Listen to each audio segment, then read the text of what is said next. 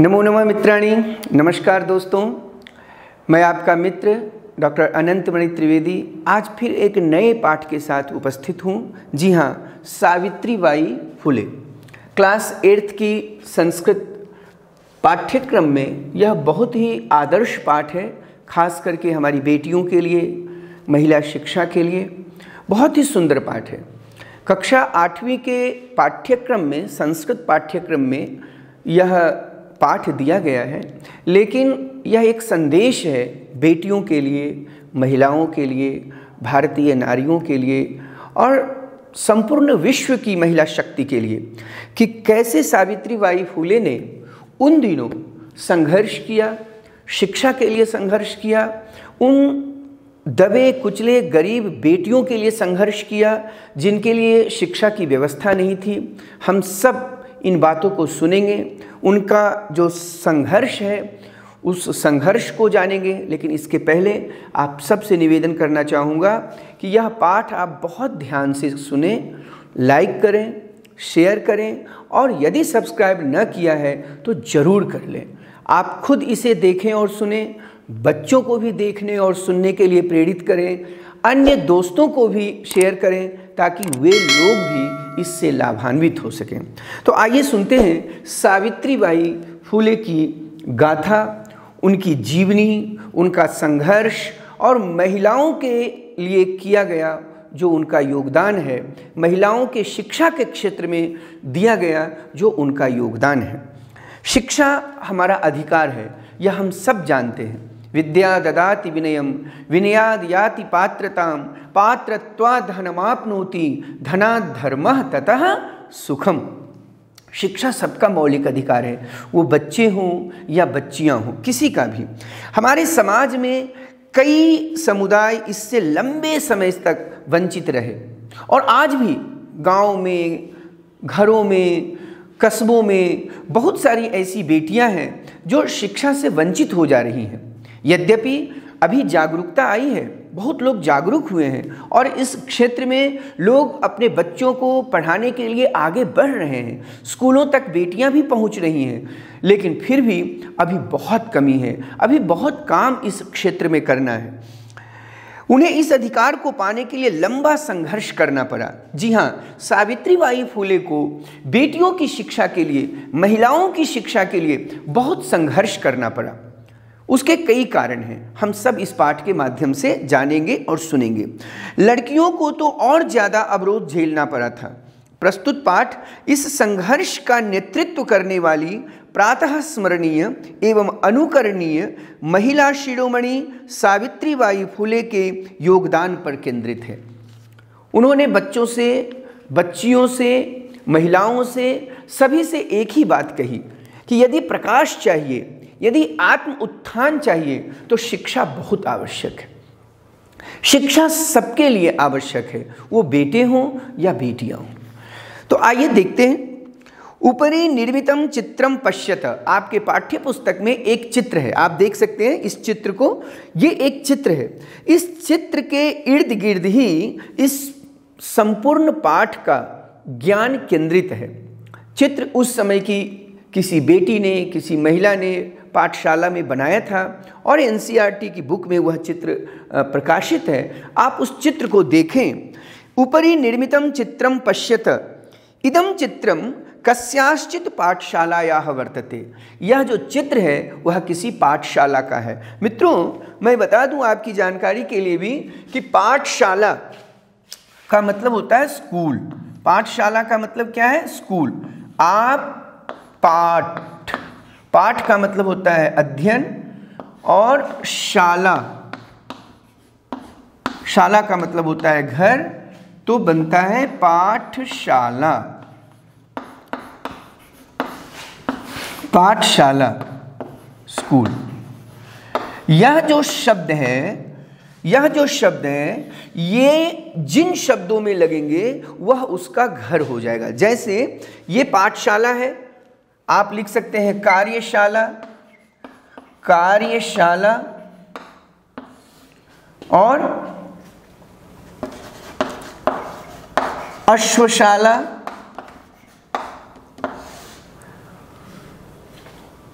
पाकशाला इत्यादि इत्यादि। शाला का अर्थ होता है घर, वह शब्द जिस शब्द में लगेगा उसका वह घर होगा, इसे आप ध्यान रखेंगे। तो पाठशाला का मतलब हुआ स्कूल, ठीक है। एका शिक्षिका गृहात् पुस्तकानि आदाय चलति। एक शिक्षिका, एक अध्यापिका कुछ किताबों को लेकर के जाती है। इयम् अस्ति महाराष्ट्रस्य प्रथमा कन्या पाठशाला। यह उसी पाठशाला का चित्र है जो पहली कन्या पाठशाला, महाराष्ट्रस्य प्रथमा कन्या पाठशाला, महाराष्ट्रस्य प्रथमा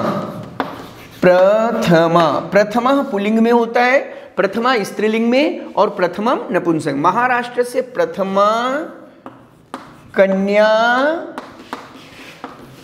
पाठशाला, ठीक है। महाराष्ट्र से प्रथमा कन्या पाठशाला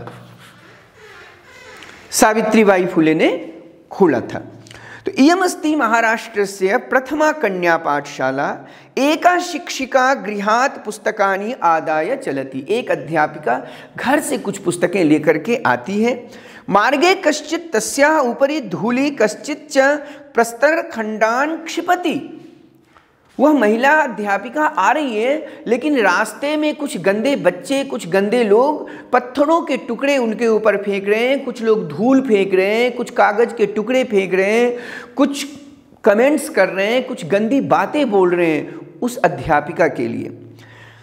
स्वविद्यालये कन्या भी सविनोदम आलपन्ति सा अध्यापने संलग्ना भवति। तस्याः स्वकीयम् अध्ययनमपि सहैव प्रचलति। केयं महिला अपि यूयम् इमां महिलां जानीथ। इयमेव महाराष्ट्रस्य प्रथमा महिला शिक्षिका सावित्रीबाई फुले नामधेया। यह महिला कौन थी? यह अध्यापिका कौन थी जिसे लोग परेशान कर रहे थे, फिर भी वह विचलित नहीं हो रही थी? स्वदृढ़ निश्चयात न विचलति। वो अपने दृढ़ निश्चय से विचलित नहीं हो रही थी। लोग उसे रोज परेशान करते थे, रोज चिढ़ाते थे, रोज स्कूल जाने से उसे वंचित करना चाहते थे, लेकिन वो विचलित नहीं हुई। वो अपने काम में, अपने स्वाध्याय में लगी रही और महिला शिक्षा के लिए लगातार काम करती रही। जी हाँ, यह महिला शिक्षिका और कोई नहीं, सावित्रीबाई फुले ही थी, जिनका संकल्प इतना उत्तम था कि वह कभी हार नहीं मानी। तन में मनः शिव संकल्पमस्तु। यजुर्वेद में कहा गया, वह मेरा मन उत्तम संकल्पों वाला हो। और मित्रों, आपने पढ़ा इसी पाठ्य पुस्तक में, जहाँ पर वैदिक मंगलम में हमने आपको बताया था, तन में मनः शिव संकल्पमस्तु, वह मेरा मन उत्तम संकल्पों वाला हो। और जिसका मन उत्तम संकल्प वाला होता है, वह व्यक्ति नर हो या नारी, पुरुष हो या स्त्री, आगे बढ़ता है और कभी अपने क्रियाकलाप में, अपनी एक्टिविटी में हार नहीं मानता। ठीक उसी प्रकार सावित्रीबाई फुले रोज पाठशाला जाती हैं, रोज स्कूल जाती हैं, लड़कियों के लिए काम करती हैं, पढ़ाती हैं और अपना भी स्वाध्याय करती हैं। जनवरी मासस्य तृतीय दिवसे 1831 तमे ख्रीस्ताब्दे महाराष्ट्रस्य नायगांव नाम्नि स्थाने सावित्री अजायत। महाराष्ट्र के नायगांव के नाम से बहुत ही प्रचलित वह गांव है। अब तो विश्व पटल पर उसे सब लोग जानते हैं, क्योंकि सावित्रीबाई फुले का वह गांव है। 1831 में उनका जन्म हुआ था। तस्याः माता लक्ष्मीबाई, उनकी जो माँ थी उनका नाम लक्ष्मीबाई था। पिता च खंडोजी इति अभिहितौ, और पिता का नाम खंडोजी था। नववर्ष देशीया सा ज्योतिबा फुले महोदयेन परिणीता। नववर्ष देशिया सा 9 वर्ष, जब वह 9 वर्ष की हो गई तो ज्योतिबा फुले महोदय न परिणीता। ज्योतिबा फुले महोदय के साथ उनकी शादी हो गई। उन दिनों बचपन में ही शादियां हो जाया करती थी। अभी भी गांव में, घरानों में, कस्बों में छोटे बच्चों को, छोटे बच्चियों को लोग शादी कर देते हैं, जो कहीं से भी उचित नहीं है, लेकिन उनकी शादी हो गई। सोपि तदानीं 13 वर्ष कल्पः एव आसीत्। जो ज्योतिबा फुले थे वो 13 वर्ष के। सावित्रीबाई फुले 9 वर्ष की थी और उनके पति 13 वर्ष के थे। यतो हि सः स्त्री शिक्षायाः प्रबलः समर्थकः आसीत्, अतः सावित्र्याः मनसि स्थिता अध्ययन अभिलाषा उत्साहं प्राप्तवती।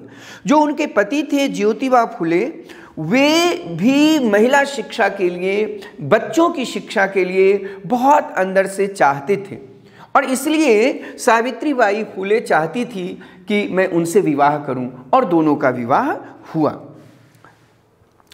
सावित्र्याः मनसि स्थिता अध्ययन अभिलाषा उत्साहं प्राप्तवती। सावित्रीबाई फुले का जो पढ़ने का या स्वाध्याय करने का जो उनका अवसर था और शुभ अवसर में बदल गया। उनकी जो अभिलाषा थी वो और आगे बढ़ गई क्योंकि उन्हें एक सहयोग मिला। अब तक लोग विरोध कर रहे थे। इतः परं सा साग्रहम आंग्ल भाषाया अपि अध्ययनम कृतवती। इसके बाद आंग्ल भाषा इंग्लिश को बोलते हैं। इंग्लिश को संस्कृत में या हिंदी में आंग्ल भाषा कहा जाता है, अंग्रेजों की भाषा। तो आंग्ल भाषा, इसके बाद उन्होंने इंग्लिश की पढ़ाई की, आंग्ल भाषा सीखा। 1848तमे ख्रीस्ताब्दे पुणे नगरे सावित्री ज्योतिबा महोदयेन सह कन्यानां कृते प्रदेशस्य प्रथमं विद्यालयम् आरभत। मित्रों, ये बहुत ही महत्वपूर्ण जानकारी है और हम बच्चों के लिए तो बहुत महत्वपूर्ण जानकारी है। आप बच्चे अपने डायरी में इसको नोट करें कि 1848 में पुणे में सावित्री ज्योतिबा महोदयेन सह कन्यानां कृते प्रदेशस्य प्रथमं विद्यालयम् आरभत। उसने पहला कन्या विद्यालय खोला, पहला कन्या पाठशाला। महाराष्ट्र से प्रथमा महिला शिक्षिका और पहला कन्या विद्यालय। महाराष्ट्र की ये पहली शिक्षिका भी है और महाराष्ट्र में पहला स्कूल भी उन्होंने वहीं पर खोला 1848 में, 1848 में। तदानीम सा केवलम 17 वर्षीय आसीत्। उस समय केवल वो 17 वर्ष की थी। मात्र 17 वर्ष की एक लड़की जिसके अंदर इतना दृढ़ संकल्प है, इतना अच्छा उच्च विचार है कि वह लड़कियों के लिए उस समय स्कूल बनाती है, महिला पाठशाला खोलती है और समाज के तथाकथित लोगों का विरोध भी उन्हें झेलना पड़ा। आप समझ सकते हैं। 1851 तमे ख्रीष्टाब्दे अस्पृश्यत्वात् तिरस्कृतस्य समुदायस्य बालिकानां कृते पृथक्तया तया अपरः विद्यालयः प्रारब्धः। जो समाज के तिरस्कृत बच्चे थे, जिनको उस समय के लोग तिरस्कृत समझते थे, यद्यपि अयम निजः परो वेति गणना लघुचेतसाम उदार चरितानाम तु वसुधैव कुटुंबकम। कोई भी व्यक्ति समाज में या परिवार में तिरस्कृत नहीं होना चाहिए। लेकिन आप जानते हैं कि हमारे देश में लंबे समय तक कुछ विशेष लोग, कुछ बड़े समुदाय के लोगों ने अपने छोटे लोगों को, अपने से छोटी जाति के लोगों को तिरस्कृत किया। आज भी वह परंपरा और प्रथा कहीं कहीं देखी जाती है जो बिल्कुल गलत है। ऐसा नहीं होना चाहिए क्योंकि हमारे शास्त्रों में कहा गया वसुधैव कुटुंबकम, सारा संसार एक परिवार है। कोई ऊंच नीच या गरीब अमीर या अच्छा बुरा ऐसा नहीं, सब एक परिवार के सदस्य हैं और सब लोग मिलकर के रहते हैं। ऐसी भावना संस्कृत भाषा में विकसित की जाती है।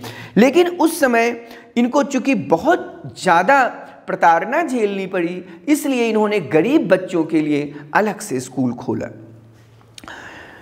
सामाजिक कुरीतिनां सावित्री मुखरम विरोधम अकरोत्। सामाजिक कुरीतियों के लिए सावित्रीबाई फुले ने बहुत मुखर होकर के विरोध किया, खूब विरोध किया। विधवानां शिरोमुंडनस्य निराकरणाय सा साक्षात नापितैः मिलिता। मित्रों, आपको बता दूं, उस समय जो महिलाएं विधवा हो जाती थीं उनको बहुत कष्ट झेलना पड़ता था। उनके बाल मुड़ाए जाते थे, उनके कपड़े बदले जाते थे, उनको नदियों में कई बार स्नान करना पड़ता था, उन्हें पृथकवास में भेजा जाता था, गांव के बाहर रहने की उनकी व्यवस्था होती थी। तो ये जो सिर मुंडन की परंपरा थी, जो प्रथा थी, उसके लिए जाकर के वो खुद नापितों से, जो बाल काटते हैं, जो सिर मुंडन करते हैं, संस्कृत में उन्हें नापित बोलते हैं, उनसे जाकर के मिलती थी, निवेदन करती थी कि आप ये घृणित कार्य क्यों कर रहे हैं, महिलाओं के सिर मुंडन नहीं किए जाते हैं, नहीं करना चाहिए। और धीरे धीरे सभी नापितों से, सभी नाई से मिल करके उन्होंने बात की, उनको जगाया, उनके अंदर ऐसी भावना लाई कि यह गलत है।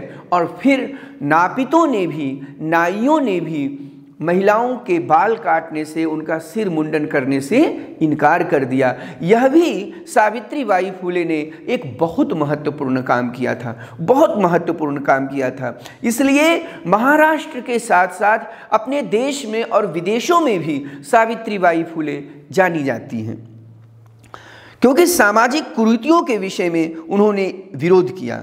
फलतः केचन नापिताः अस्याम रूढ़ौ सहभागिताम अत्यजन। और धीरे धीरे जो नाई समाज था महाराष्ट्र का, वो सब इनके साथ चल पड़े, इनकी योजनाओं में अपनी सहभागिता की। एकदा सावित्र्या मार्गे दृष्टम यत् कूपम निकषा शीर्णवस्त्रवृताः तथा कथिताः निम्न जातीयाः काश्चित् नार्यः जलम पातुम याचन्ते स्म। एक बार इन्होंने देखा कि एक गांव में एक कुएं के पास कुछ निम्न जाति वर्ग की महिलाएं पानी मांग रही थीं।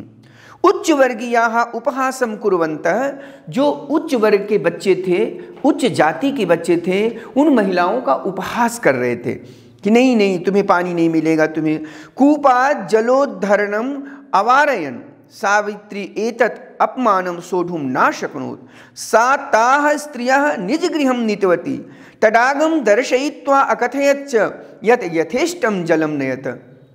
सावित्रीबाई फुले को बहुत बुरा लगा कि वो पानी मांग रही हैं, वे बच्चे बार बार पानी ऊपर ला रहे हैं और फिर पानी नीचे कुएं में ही डाल दे रहे हैं, और वे महिलाएं प्यास से तड़प रही थीं। सावित्रीबाई फुले ने देखा कि यह बहुत गलत है और सभी महिलाओं को वो अपने घर ले आई और अपने घर के पास जो तालाब बना था उस तालाब में महिलाओं को ले गई और उन्होंने बताया कि लो, यह पानी है, जी भर के पियो, और जब भी तुम्हें पानी की आवश्यकता हो हमारे इस तालाब में आना। उन उच्च वर्गों के पास जाने की आवश्यकता नहीं है जहां आपको अपमानित किया जाता है। अस्मात् जलग्रहणे नास्ति जाति बंधनम। इस तालाब से पानी लेने में कोई जाति का बंधन नहीं है, कोई जाति का बंधन नहीं है, आप आराम से पानी लें और जी भर के पिए। तया मनुष्याणाम समानतायाः स्वतंत्रतायाश्च पक्षः सर्वदा सर्वथा समर्थितः। सावित्रीबाई फुले ने जाति बंधन और मनुष्य के तथाकथित जो तमाम प्रकार के बंधन हैं उसका विरोध किया और सभी के समानता और स्वतंत्रता का समर्थन किया।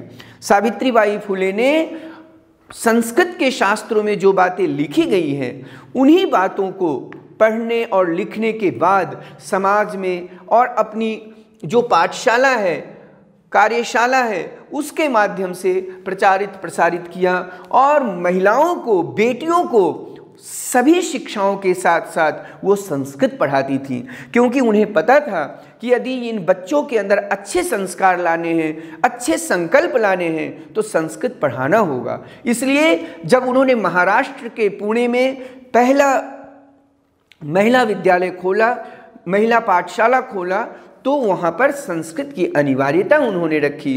पुराणों, उपनिषदों, श्रीमद् भगवद गीता इत्यादि ग्रंथों का पठन पाठन वहाँ हो रहा था, ताकि सभी बेटियाँ अच्छे संकल्पों से युक्त होकर समाज की मुख्य धारा में आएं और शिक्षा का प्रचार प्रसार करें, अपने पैरों पर खड़े हो जाएं, और जो लोग उस निम्न वर्ग के बेटियों के साथ गलत कर रहे थे, उनका विरोध कर रहे थे, उसका वो मुंहतोड़ जवाब दें। ये सावित्रीबाई फुले ने किया और इसलिए इन्हें शिक्षा के क्षेत्र में, समाज के क्षेत्र में, बेटियों के उत्थान के क्षेत्र में खूब याद किया जाता है। महिला सेवा मंडल, शिशु हत्या प्रबंधिक गृह इत्यादीनां संस्थानां संस्थापनायां फुले दंपतयोः अवदानम महत्वपूर्णम। और सबसे अच्छी बात है कि उन्हें अपने पति का सहयोग मिल रहा था, उन्हें उनके पति का इतना सहयोग मिल रहा था जिससे कभी वो विचलित नहीं हुई, और उन्होंने महिला सेवा मंडल, शिशु हत्या प्रतिबंधक गृह कितना अच्छा शब्द है, शिशु हत्या प्रतिबंधक गृह, जहाँ पर शिशु की हत्या न की जाए उसका प्रतिबंध हो, ऐसा घर बनाया गया। और दोनों ने मिलकर कई संस्थाएं स्थापित की जो आज भी वे संस्थाएं कार्य कर रही हैं। सत्यशोधक मंडलस्य गतिविधिषु अपि सावित्री अतीव सक्रिय आसीत्। एक सत्यशोधक मंडल की भी स्थापना उन्होंने किया था, उसमें भी वो बहुत सक्रिय थी। अस्य मंडलस्य उद्देश्यम आसीत् उत्पीड़ितानां समुदायानां स्वाधिकारान् प्रति जागरणम। जो उत्पीड़ित महिलाएं हैं, जिन बेटियों की उत्पीड़ा की जा रही थी, उनको कष्ट दिया जा रहा था, उन बेटियों को वहां ला करके रखा जाता था, उनकी रक्षा की जाती थी, सुरक्षा की जाती थी। और पूरे विश्व से, पूरे देश से, महाराष्ट्र से, पुणे से वहां बेटियां आती थी। कई बार ऐसे प्रमाण मिलते हैं कि बाहर से भी बेटियां वहां आकर के रहती थी और शिक्षा ग्रहण करती थी। सावित्री अनेकाः संस्थाः प्रशासन कौशलेन संचालितवती। बहुत कम उम्र में अनेक संस्थाओं का संचालन सावित्रीबाई फुले ने किया। आज की बेटियों के लिए ये निश्चित तौर पर प्रेरणा की बात हो सकती है कि जब वो 9 वर्ष में विवाह करके 17 वर्ष की अवस्था में महाराष्ट्र की प्रथम पाठशाला स्थापित कर सकती हैं, तो आज की बेटियां क्यों नहीं कर सकती हैं? वे भी कर सकती हैं और करना भी चाहिए। सावित्री अनेकाः संस्थाः प्रशासन कौशलेन संचालितवती। उन्होंने अनेक संस्थाओं का संचालन किया और अपने कौशल से बहुत ही अच्छे तरीके से समाज से लोहा लेते हुए उन संस्थाओं का संरक्षण भी किया। दुर्भिक्ष काले प्लेग काले च सा पीड़ित जनानाम अश्रांतम अविरतम च सेवाम अकरोत। जब दुर्भिक्ष अर्थात अकाल, जब उस समय देश में अकाल पड़ा, प्लेग की बीमारी आई, तो उस समय अपने संस्थाओं के माध्यम से, अपनी पाठशाला के माध्यम से सभी दबे कुचले लोगों की उस महिला ने, सावित्रीबाई फुले ने सेवा की। सहायता सामग्री व्यवस्था ये सर्वथा प्रयासम अकरोत। और जो भी डोनेशन आते थे, जो भी सहायता आती थी, उसके लिए वो प्रयास भी करती थी और लोगों में जाकर के उसे वितरित भी करती थी। महारोग प्रसार काले सेवारता सा स्वयं असाध्य रोगेण ग्रस्ता 1897 तमे ख्रीस्ताब्दे निधनम गता। लेकिन इस बीच प्लेग की बीमारी जो उन दिनों फैल रही थी, उस बीमारी से वो स्वयं ग्रसित हो गई और असाध्य रोग होने के कारण 1897 में स्वयं दिवंगत हो गई। लेकिन कहते हैं कीर्ति यस्य सजीवति, मरने के बाद भी वही व्यक्ति जीवित रहता है जिसने जीवन में अच्छा काम किया है। उन्होंने इतने अच्छे अच्छे कार्य किए कि आज भी समाज, खास करके जो शिक्षा वर्ग हैं, उनको याद करते हैं, उनका स्मरण करते हैं। साहित्य रचनाया अपि सावित्री महीयते। साहित्य की जो रचना है उस क्षेत्र में भी उनको बहुत याद किया जाता है, क्योंकि अनेक पुस्तकों की रचना उन्होंने की। तस्याः काव्य संकलन द्वयम वर्तते, काव्य फुले सुबोध रत्नाकर। उनके 2 काव्य ग्रंथ हैं, एक काव्य फुले है और एक सुबोध रत्नाकर है, जो बहुत ही प्रचलित है। हम सबको भी वो काव्य ग्रंथ पढ़ना चाहिए। भारत देशे महिलोत्थानस्य गहनावबोधाय सावित्री महोदयायाः जीवनचरितम अवश्यम अध्येतव्यम। भारत में महिलाओं के उत्थान के लिए यदि किसी को कुछ आवश्यक ज्ञान करना है, गहराई से समझना है, तो निश्चित तौर पर सावित्रीबाई फुले की जो 2 रचनाएं हैं वे पढ़ना चाहिए और उनके जीवन चरित्र को भी जानना चाहिए, क्योंकि उससे आपको आत्मबल मिलेगा, अंदर की शक्ति मिलेगी और अच्छे संकल्प सीखने के लिए आप प्रेरित होंगे।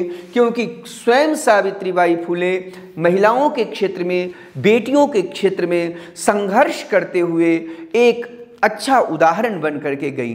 तो मित्रों, इस पाठ के माध्यम से बहुत सारी जानकारियां हमें मिल रही हैं, लेकिन जो सबसे बड़ी जानकारी है वो है कि महाराष्ट्र में पहला महिला पाठशाला खोला गया जिसमें संस्कृत की शिक्षा के साथ साथ अनेक शिक्षाएं दी गईं और सावित्रीबाई फुले ने अपने पति के साथ संघर्ष करते हुए इस पाठशाला को चलाया।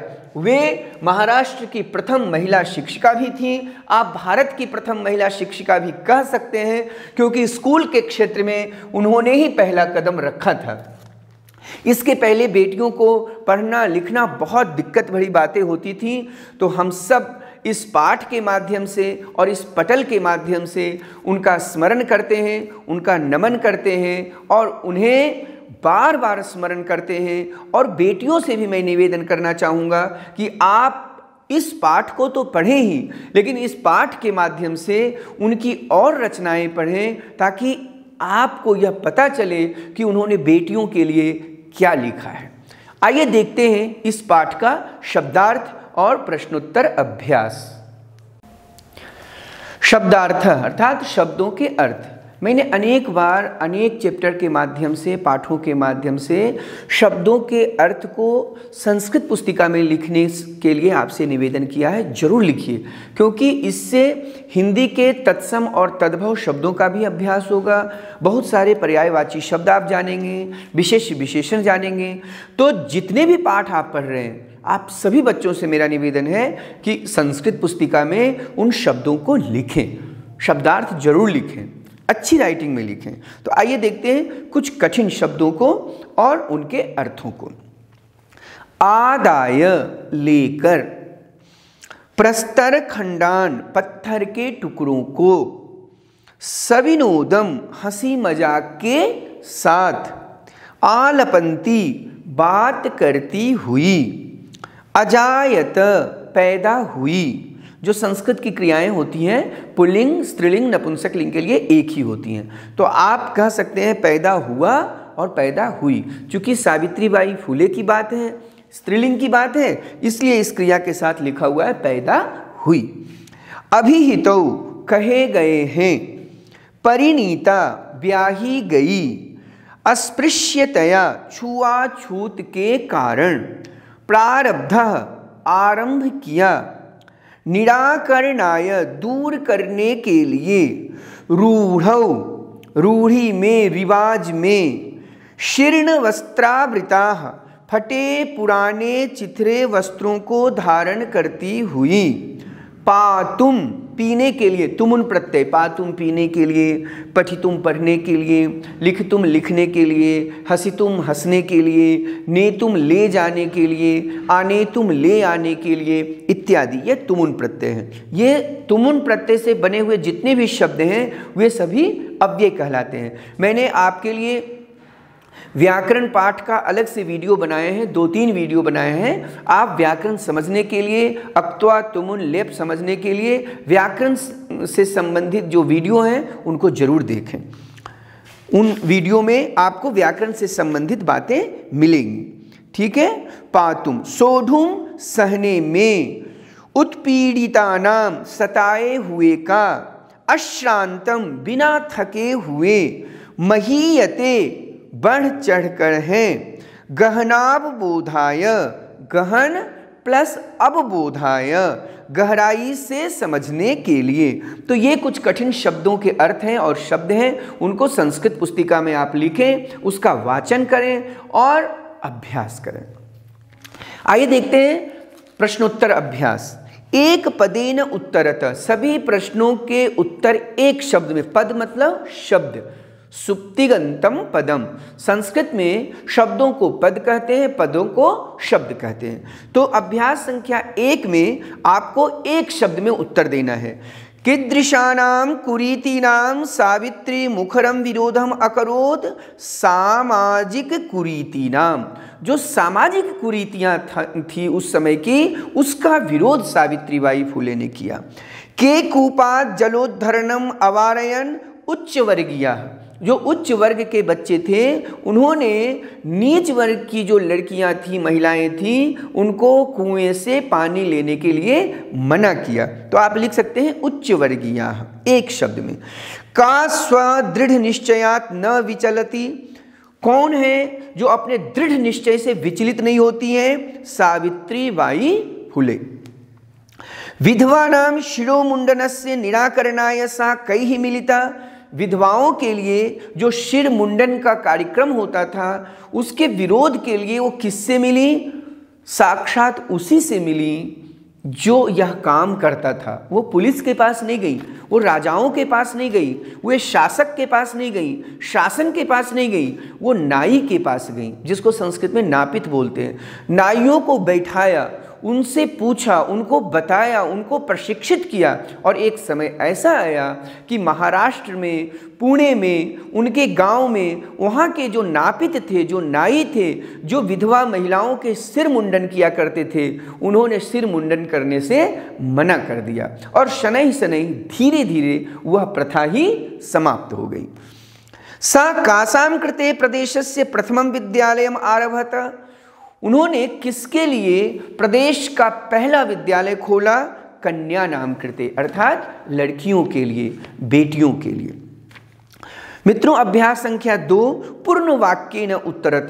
पूर्ण वाक्य में आपको उत्तर देना है। मैंने आपको पाठ पढ़ाया है, चैप्टर पढ़ाया है, आप भी पढ़ें और आपके पाठ में सभी प्रश्नों के उत्तर दिए हुए हैं। तो अभ्यास संख्या 2 में प्रश्नों को पढ़ें और उसका उत्तर आप अपने पाठ से पढ़ करके संस्कृत पुस्तिका में लिखें। अभ्यास संख्या 3, रेखांकित पदानि आधृत्य प्रश्न निर्माणम कुरुत। बहुत अच्छा है, उत्तर दिए हुए हैं, आपको उसका प्रश्न बनाना है। सावित्रीबाई कन्याभिः सविनोदम आलपन्ती अध्यापने संलग्ना भवति स्म। जहां पर जिस शब्द में अंडरलाइन है आप लिखेंगे काभिः, तीसरे के क में लिखेंगे काभिः, तीसरे के ख में लिखेंगे कस्य, तीसरे के ग में लिखेंगे कासाम, तीसरे के घ में लिखेंगे केशाम और तीसरे के ग में लिखेंगे का। प्रश्नों के निर्माण में जिन शब्दों के नीचे अंडरलाइन किया हुआ है वहां पर आपको शब्द बदलने हैं। ठीक है, मैं एक बार फिर बोलता हूं। कन्याभिः काभिः, महाराष्ट्रस्य कस्य, कन्यानां कासां, मनुष्याणां केशां, सावित्री का। ये आपको लिखना है। यथा निर्देशम उत्तरत। इदं चित्रं पाठशालायाः वर्तते। अत्र वर्तते इति क्रियापदस्य कर्तृपदं किम? चित्रम। चतुर्थ के क में आपका सही उत्तर होगा चित्रम। चतुर्थ के ख में सही उत्तर होगा अध्ययनम अपि। आप उसको घेर सकते हैं, अंडरलाइन कर सकते हैं, अध्ययनम अपि। चतुर्थ के ग का उत्तर होगा छात्रेभ्यः।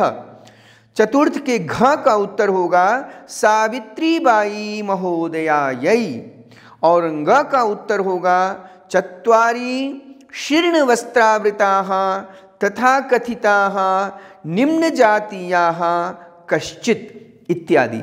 तो आप उन्हें लिख सकते हैं संस्कृत पुस्तिका में।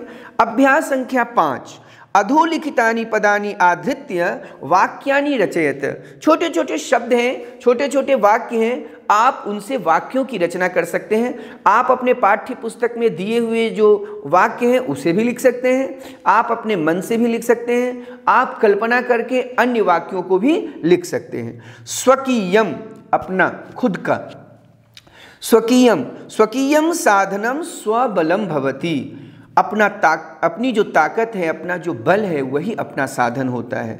सविनोदम, अहम सविनोदम गृहे वसामि।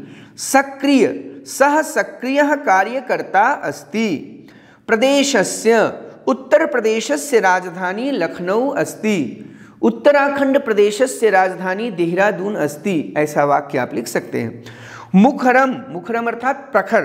सावित्री अत्याचारस्य मुखरम विरोधम अकरोत्। सर्वथा, हमेशा। नारी शिक्षार्थम सा सर्वथा समर्पिता आसीत्। अभ्यास संख्या 6। मित्रों, आपके पुस्तक में अभ्यास संख्या 6 में 2 तरह की बातें छपी हुई है। एक कि विलोम पद लिखें, शब्दों के विलोम पद लिखें, और एक है प्रश्नों के वाक्य बनाएं, शब्दों के वाक्य बनाएं। तो अगर वाक्य बनाना है तो आप वाक्य भी बना सकते हैं और विलोम पद भी लिख सकते हैं। हम यहाँ पर आपको अभ्यास संख्या 6 में शब्दों के विलोम शब्द पढ़ा रहे हैं। उपरि अधः, आदानम प्रदानम, परकीयम स्वकीयम, विषमता समानता, व्यक्तिगतम सार्वजनिकम, आरोह अवरोह, ये शब्दों के विलोम शब्द हैं। आ में क्या है? अधोलिखित पदानाम समानार्थक पदानी पाठात चित्वा लिखत।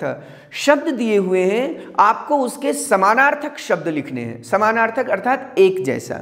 शिक्षणे अध्यापने, पथि मार्गे, हृदय मनसि, इच्छानुसारम यथेष्टम, योगदानम अवदानम, निरंतरम अविरतम। निरंतरम अर्थात अविरतम। अभ्यास संख्या 7 में देखिए, पदानी लिंगम विभक्ति वचनम। शब्द दिए हुए हैं, आपको उसका लिंग बताना है, विभक्ति बताना है और वचन बताना है। पद का अर्थ है शब्द। एक शब्द है, उसका आप लिंग बताएंगे, उसकी विभक्ति बताएंगे और उसका वचन बताएंगे।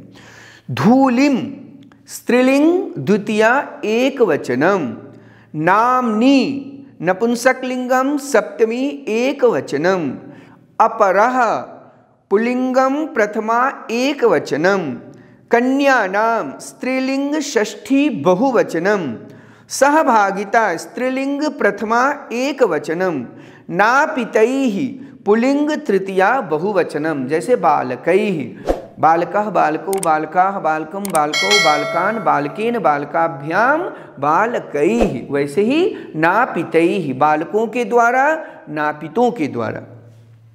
अभ्यास संख्या 7 में उदाहरणम अनुसृत्य निर्देशानुसारम लकार परिवर्तनम कुरुत। क्रियाएं दी हुई हैं, ब्रैकेट में लकार है, जो लकार लिखा गया है उस लकार की क्रिया आपको लिखनी है। ठीक है, चलिए देखिए। सा शिक्षिका अस्ति, लंग लकारः, सा शिक्षिका आसीत्। सा अध्यापने संलग्ना भवति, लृट् लकारः, भविष्यति। सः 13 वर्षकल्पः अस्ति, लंग लकारः, आसीत्। मित्रों, लट लकार वर्तमान काल में होता है, लृट लकार भविष्यत काल में होता है और लंग लकार भूतकाल में होता है। महिलाः तडागात् जलम नयन्ति, लोट लकारः, नयन्तु। वयं प्रतिदिनं पाठं पठामः, विधिलिंग, पठेम। यूयं किं विद्यालयं गच्छतः, लृट् लकारः, गमिष्यथ। ते बालकाः विद्यालयात् गृहं गच्छन्ति, लंग लकारः, अगच्छन्। सावित्रीबाई फुले सामाजिक उत्थानकर्त्री के अतिरिक्त एक कवयित्री भी रही हैं। आइए उनकी कुछ कविताओं का रसास्वादन करें। योग्यता विस्तार में आपके लिए 2-3 पद्य दिए हुए हैं, उसको आप पढ़ें और अपनी संस्कृत पुस्तिका में जरूर लिखें। आइए देखते हैं, मैं उसका उच्चारण करता हूँ कि सावित्रीबाई फुले ने बेटियों के लिए, लड़कियों के लिए किस प्रकार की रचनाएं की। अपने एक बाल गीत में बच्चों को दिया गया संदेश, उनके एक बाल गीत में, करना है जो काम आज उसे करो तुम तत्काल, जो करना है दोपहर में उसे कर लो तुम अभी आज, पल भर के बाद का काम पूरा कर लो इसी वक्त। आप सब ने हिंदी में पढ़ी है कि कल करे सो आज कर, आज करे सो अब, पल में परलय होएगी बहुरी करेगा कब। तो उसी को उन्होंने सरल भाषा में, कविता की भाषा में लिखा। स्वाभिमान से जीने के लिए उन्होंने लिखा, पढ़ाई करो पाठशाला की, इंसानों का सच्चा गहना शिक्षा है। चलो पाठशाला चलो, चलो चले पाठशाला, हमें है पढ़ना, नहीं अब वक्त गंवाना। ज्ञान विद्या प्राप्त करें, चलो हम संकल्प करें। अज्ञानता और गरीबी की गुलामीगिरी चलो तोड़ डालें, सदियों का लाचारी भरा जीवन चलो फेंक दें। हमें न हो इच्छा कभी आराम की, ध्येय साध्य करें पढ़कर शिक्षा का, अच्छे अवसर का आज भी सदुपयोग करें। हमें प्राप्त हुआ है सहयोग समय का, पढ़ाई करो पाठशाला की, पढ़ाई करो पाठशाला की। प्रकृति का सार्वभौमिक सत्य जियो और जीने दो का प्रतिपादन, मानव जीवन को करें समृद्ध। भय चिंता सभी छोड़कर आओ, खुद जिए और औरों को भी जीने दें। मानव प्राणी निसर्ग सृष्टि एक ही सिक्के के दो पहलू, एक जानकर सारी जीव सृष्टि को, प्रकृति के अमूल्य निधि मानव की चलो कद्र करें। करना है जो काम आज करें, पढ़ाई करो पाठशाला की, मानव जीवन को करें समृद्ध, भय चिंता सभी छोड़कर आओ खुद जिए और औरों को भी जीने दें। तो इस तरह कई कविताएं सावित्री बाई फुले ने बेटियों के लिए, बेटियों के जागरण के लिए लिखा और उनका एक ही संदेश था कि समाज में और राष्ट्र में और संपूर्ण वसुधा में कोई भी दबा कुचला न रहे, सभी एक समान रहे, सभी एक साथ जिए, सभी एक साथ बढ़ें। यही तो संस्कृत का भी संदेश है। लोकाः समस्ताः सुखिनो भवन्तु, सभी लोग खुश रहें, सभी लोग प्रसन्न रहें। अयम निजः परो वेति गणना लघुचेतसाम, उदारचरितानां तु वसुधैव कुटुम्बकम, सर्वे भवन्तु सुखिनः सर्वे सन्तु निरामयाः, सर्वे भद्राणि पश्यन्तु माँ कश्चित् दुख भाग भवेत् की जो अवधारणा है, उसी अवधारणा को लेकर ज्योतिबाई सावित्रीबाई फुले आगे बढ़ी और उसी पर उन्होंने काम किया। तो मित्रों, आप सभी इस पाठ का वाचन करें, शब्दार्थ को संस्कृत पुस्तिका में लिखें, प्रश्नोत्तर अभ्यास को भी लिखें और परीक्षा के दृष्टि के साथ साथ सामाजिक दृष्टिकोण से भी इस पाठ को पढ़ें। यदि यह वीडियो आपको अच्छा लगा हो तो आप लाइक करें, शेयर करें और यदि सब्सक्राइब न किया है तो जरूर कर लें। जय तु संस्कृतम, जय तु भारतम।